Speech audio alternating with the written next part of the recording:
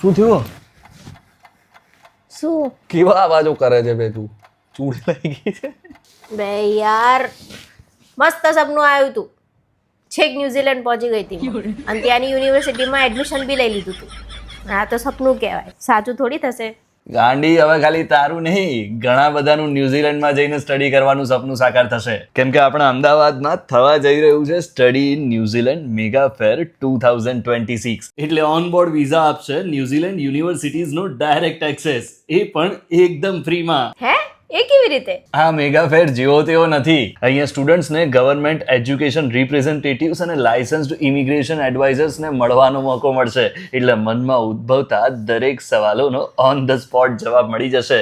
સાથે જ અહીંયા 50થી પણ વધારે કોર્સ એક્સપ્લોર કરી શકાશે. ટૂંકમાં આ મેગા ફેરમાં તમને 100% સાચી સલાહ મળશે. એબ્રોડમાં જઈને સ્ટડી કરવાનો એકદમ ક્લિયર રોડ મેપ મળશે.